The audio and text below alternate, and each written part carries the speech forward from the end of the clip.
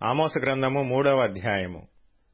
ఐగుప్తు దేశము నుండి యెహోవా రప్పించిన ఇశ్రాయేలీయులారా, మిమ్మును గూర్చియు ఆయన రప్పించిన కుటుంబము వారినందరినీ గూర్చియు ఆయన సెలవిచ్చిన మాట ఆలకించుడి.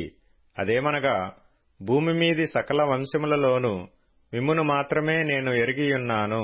గనుక మీరు చేసిన దోషక్రియలన్నిటిని బట్టి మిమ్మును శిక్షింతును. సమ్మతింపకుండా ఇద్దరు కూడి నడుతురా? ఎర దొరకక సింహము అడవిలో గర్జించునా? ఏమీయూ పట్టుకొనకుండనే కొదమసింహము గుహలో నుండి బొబ్బ పెట్టునా? భూమి మీద ఒకడును ఎరపెట్టకుండా పక్షి ఉరిలో చిక్కుపడునా? ఏమీయూ పట్టుబడకుండా ఉరిపెట్టువాడు వదలి లేచునా? పట్టణమందు బాకానాదము వినబడగా జనులకు భయము పుట్టకుండునా? యెహోవా చేయనిది పట్టణములో ఉపద్రవము కలుగునా? తన సేవకులైన ప్రవక్తలకు తాను సంకల్పించిన దానిని బయలుపరచకుండా ప్రభువైన యెహోవా ఏమీయూ చేయడు. సింహము గర్జించెను, భయపడని వాడెవడు? ప్రభువైన యెహోవా ఆజ్ఞ ఇచ్చియున్నాడు, ప్రవచింపకుండు వాడెవడు? అష్డోదు నగరులలో ప్రకటన చేయుడి, ఐగుప్తు దేశపు నగరులలో ప్రకటన చేయుడి. ఎట్లనగా, మీరు షోమ్రోనునకు ఎదురుగానున్న పర్వతముల మీదికి కూడి వచ్చి అందులో జరుగుచున్న గొప్ప అల్లరి చూడుడి. అందులో జనులు పడుచున్న బాధ కనుగొనుడి. వారు నీతిక్రియలు చేయ తెలియక తమ నగరులలో బలాత్కారము చేతను దోపుడు చేతను సొమ్ము సమకూర్చుకొందురు.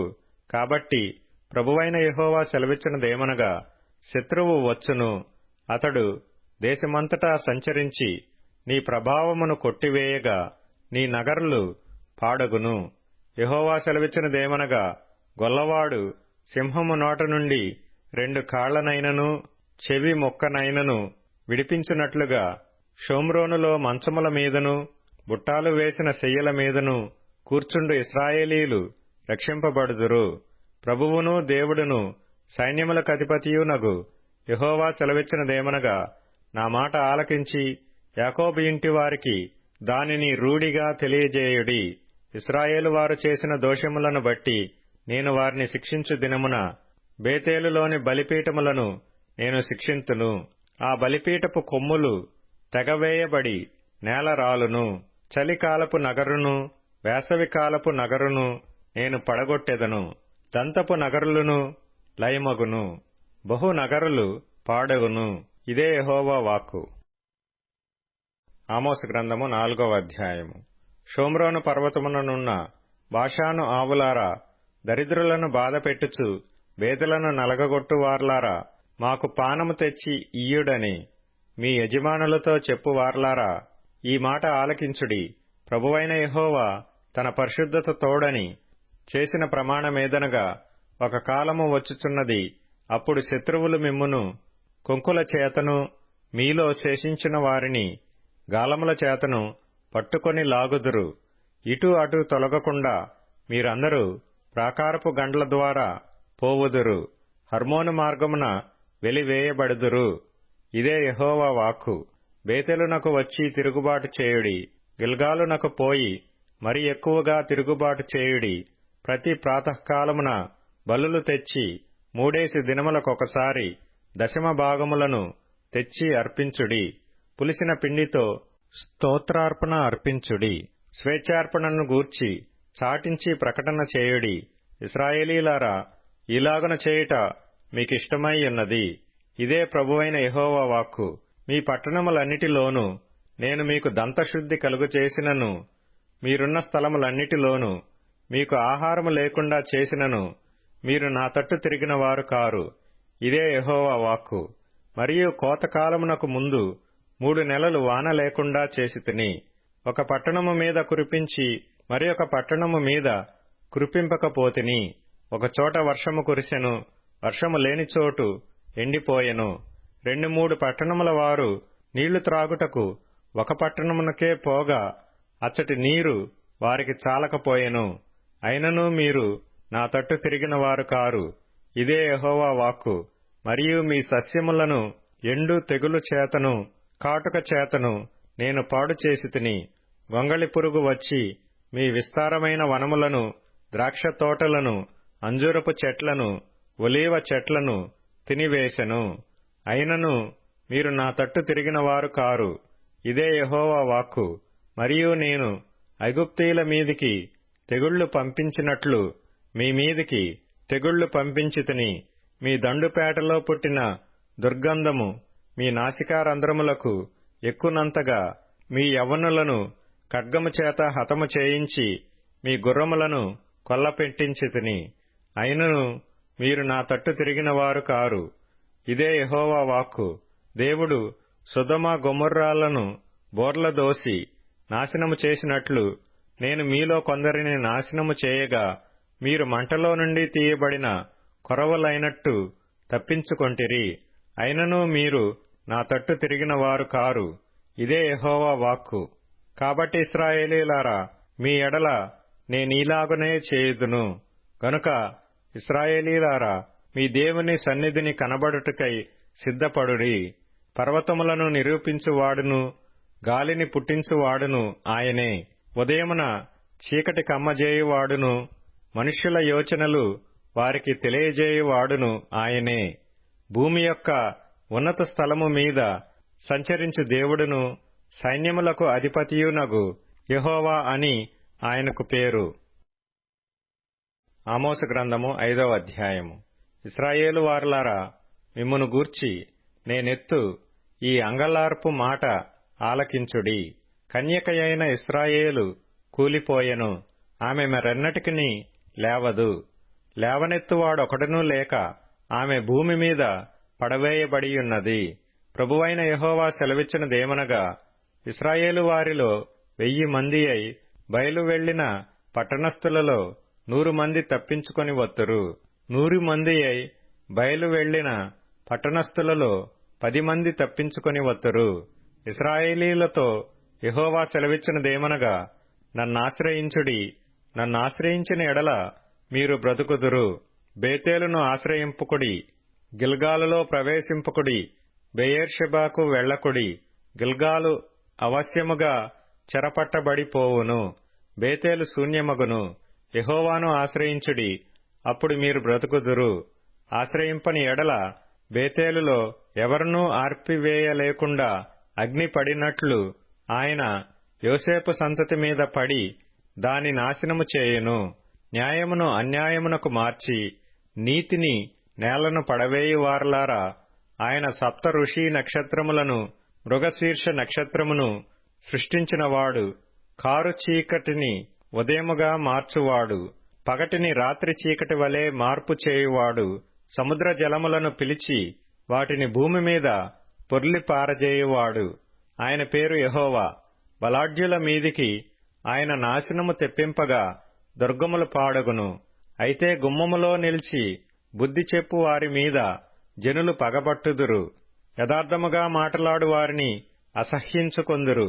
దోష నివృత్తికి రోకలు పుచ్చుకొని నీతిమంతులను బాధపెట్టుచు గుమ్మమునకు వచ్చు బీదవారిని అన్యాయము చేయుట వలన మీ అపరాధములు విస్తారములైనవనియు మీ పాపములు ఘోరమైనవనియు నేనెరుగుదును. దరిద్రుల యొద్ద పంటమోపులను పుచ్చుకొనుచు మీరు వారిని అనగద్రొక్కుదురు గనుక మలుపు రాళ్లతో మీరు ఇండ్లు కట్టుకొనినను వాటిలో మీరు కాపురముండరు. శృంగారమైన ద్రాక్ష తోటలు మీరు నాటినను ఆ పండ్ల రసము మీరు త్రాగరు. ఇది చెడు కాలము గనుక ఈ కాలమున బుద్ధిమంతుడు ఊరకుండును. మీరు బ్రతుకున్నట్లు కీడు విడిచి మేలు వెదకుడి. అలాగు చేసిన ఎడల మీరనుకొను చొప్పున దేవుడును సైన్యములకధిపతియునగు యెహోవా మీకు తోడుగానుండును. కీడును ద్వేషించి మేలును ప్రేమించుచు గుమ్మములలో న్యాయము స్థిరపరచుడి.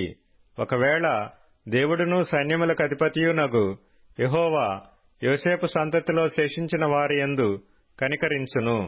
దేవుడును సైన్యములకధిపతియునైన ప్రభువగు యెహోవా సెలవిచ్చినదేమనగా, నేను మీ మధ్య సంచరింపబోవుచున్నాను గనుక రాజమార్గములన్నిటిలో అంగలార్పు వినబడును. వీధులన్నిటిలో జనులు కూడి అయ్యో శ్రమ అందురు. అంగలార్చుటకు వారు సేద్యగాండ్రను పిలుతురు. రోదనము చేయ నేర్పుగలవారిని అంగలార్చుటకు పిలిపింతురు. ద్రాక్ష తోటలన్నిటిలో రోదనము వినబడును. యెహోవా దినము రావలెనని ఆశపెట్టుకొని ఉన్నవారులారా, మీకు శ్రమ. యెహోవా దినము వచ్చుట వలన మీకు ప్రయోజనమేమి? అది వెలుగు కాదు, అంధకారము.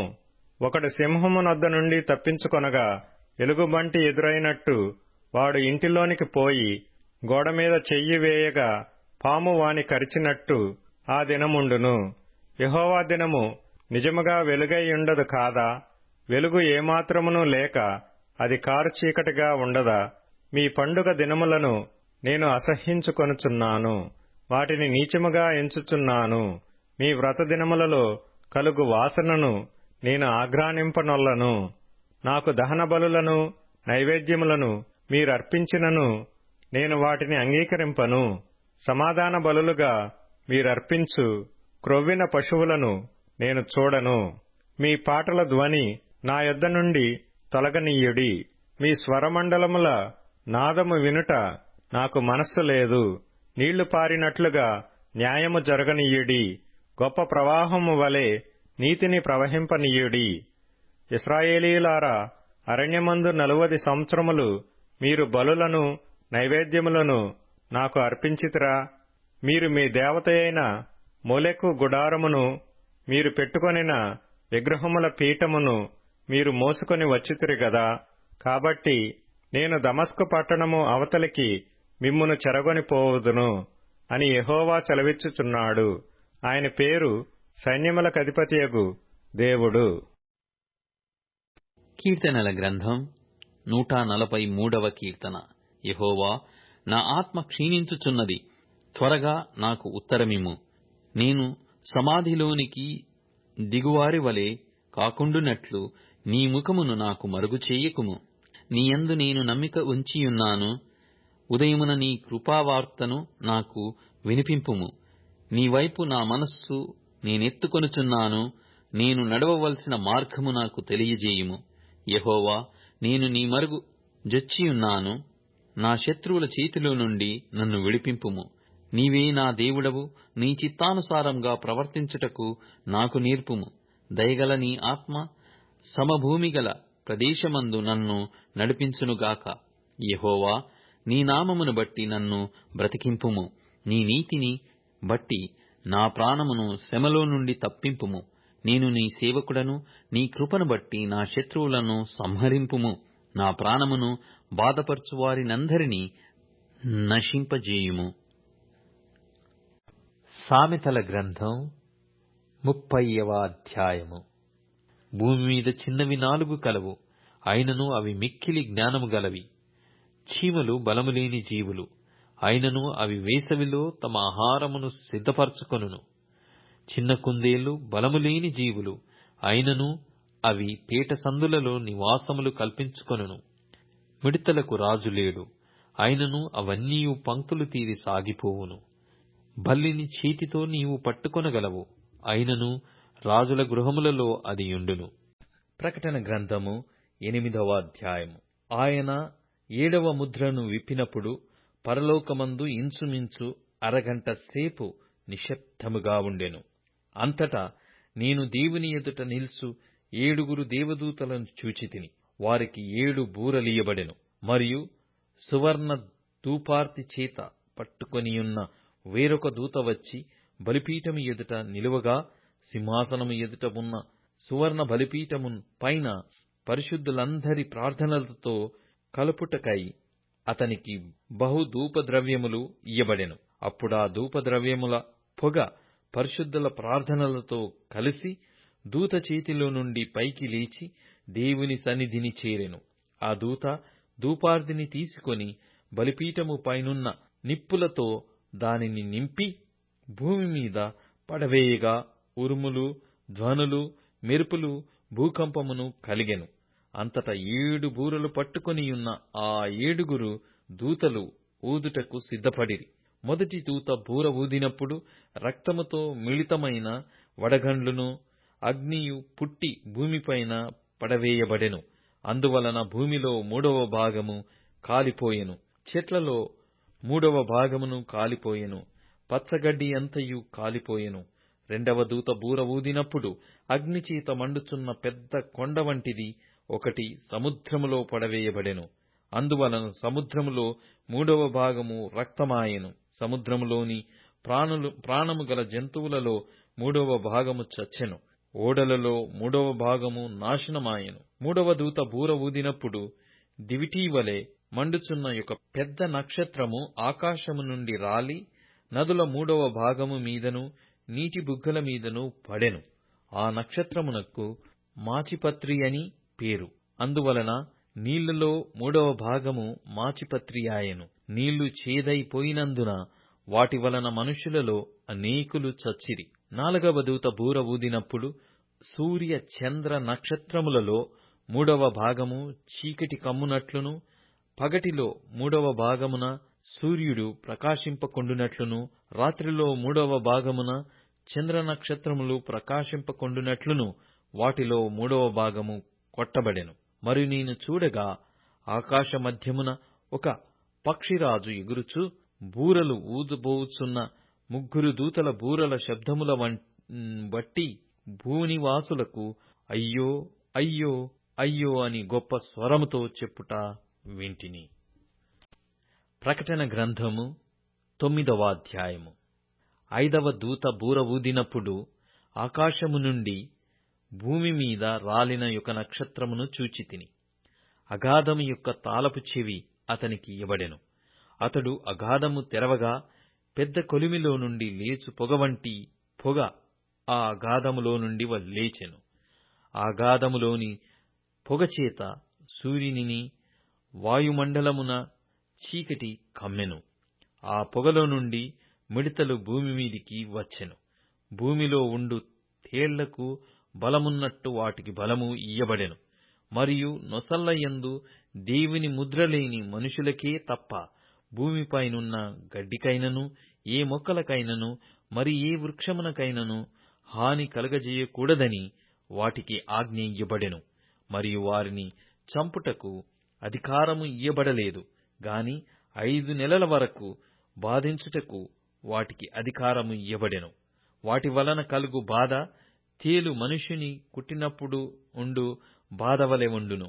ఆ దినములలో మనుషులు మరణమును వెదుకుదురు గాని అది వారికి దొరకనే దొరకదు.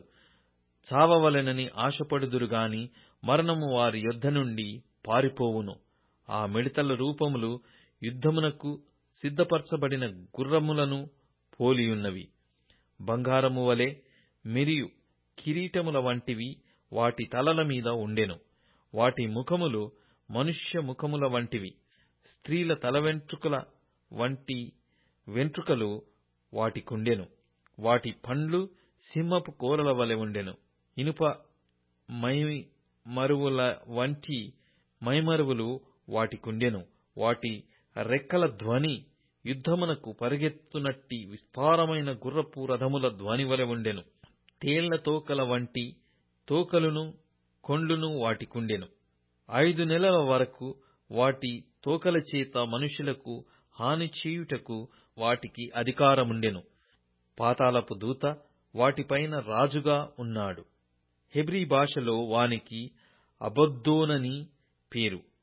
గ్రీసు దేశపు భాషలో వాని పేరు అపొల్లుయోను. మొదటి శ్రమ గతించెను. ఇదిగో మరి 2 శ్రమలు ఇటు తర్వాత వచ్చును.